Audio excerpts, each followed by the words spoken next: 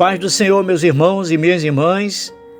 Como prometido, estamos de volta com a segunda parte do estudo bíblico que tem como tema Por que Jesus se retirou do meio dos enfermos? Que está no capítulo 5 do Evangelho de João, versículo 1 ao 15.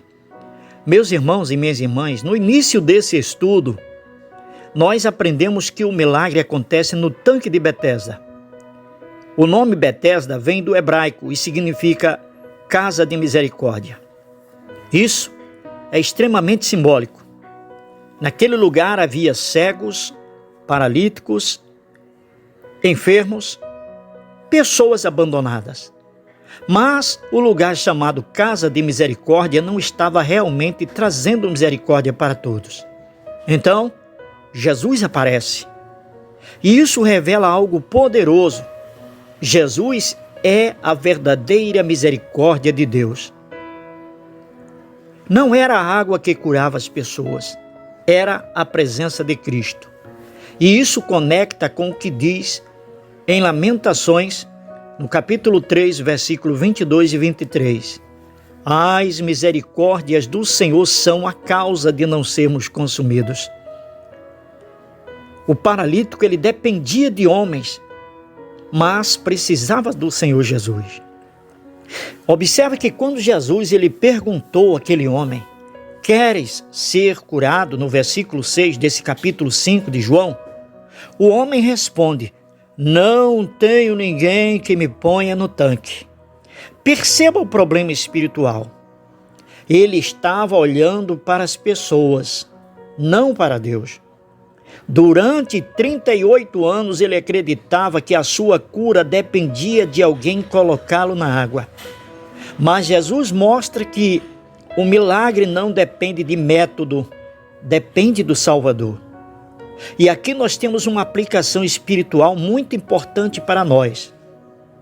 Muitas pessoas hoje confiam em sistemas, em pessoas, na religião, na tradição, mas a verdadeira transformação, ela vem do encontro com o Senhor Jesus Cristo. Jesus manda o paralítico carregar a cama. Depois da cura, Jesus diz, levanta-te, toma o teu leito e anda. Está escrito no versículo 8. Isso parece um detalhe simples, mas tem um significado profundo. Durante 38 anos, aquela cama carregava o homem. Agora, o homem carrega aquilo que antes o prendia. E isso simboliza a vitória sobre o passado, a libertação da identidade de vítima e a transformação completa. Jesus, ele não apenas cura, ele muda a história da pessoa. E aqui nós temos uma revelação ainda mais profunda. E existe um detalhe aqui muito impactante no texto. O paralítico, ele não pediu a cura. Diferente de outros milagres como o cego que clamou, o leproso que pediu, a mulher do fluxo de sangue que tocou em Jesus, mas nesse caso aqui, Jesus tomou a iniciativa. E isso revela algo sobre a graça de Deus. Às vezes, Deus nos alcança mesmo quando já perdemos a esperança. E temos aqui uma aplicação muito profunda e espiritual para nós.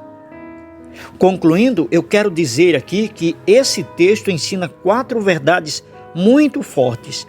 E a primeira grande verdade é que Jesus vê quem a sociedade esqueceu. Você está sendo esquecido por alguém? A sociedade está desprezando você? Mas Jesus, ele está lhe vendo. Ele não esqueceu de você. A segunda verdade que a gente encontra aqui dentro desse texto é que o milagre não depende de métodos humanos.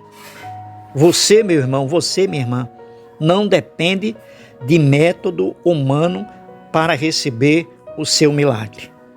A terceira grande verdade escondida aqui é que Deus pode transformar aquilo que te paralisou por anos. O que é que tem paralisado você por anos? Então, o Senhor pode transformar isso que tem te paralisado durante anos. E a quarta e última grande verdade é que a graça de Deus pode te alcançar quando você já tem desistido. Nós vemos nesse texto que a multidão ela via apenas um paralítico sem esperança, alguém esquecido à beira do tanque. Mas nesse Evangelho de João, no capítulo 5, Jesus enxergou muito além da dor e dos anos de espera. Ele viu uma história que ainda não tinha terminado. Onde todos viam um fim, Jesus viu um recomeço. E com uma simples palavra de Jesus, ele transformou o sofrimento em milagre e a paralisia em movimento.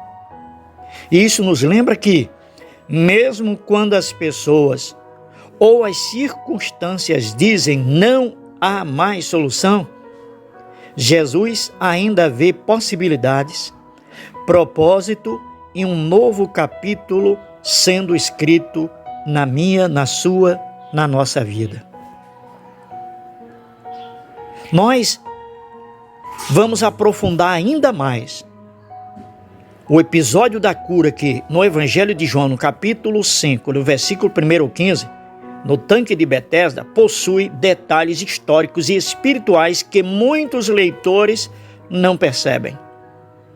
E esses pontos enriquecem muito bem a nossa vida no ensinamento. E eu estarei falando no próximo encontro sobre 7 curiosidades bíblicas impressionantes sobre o tanque de Betesda. Não perca o nosso próximo estudo, tá bom? É a continuação deste aqui. Deus abençoe a todos, tenham todos um excelente dia.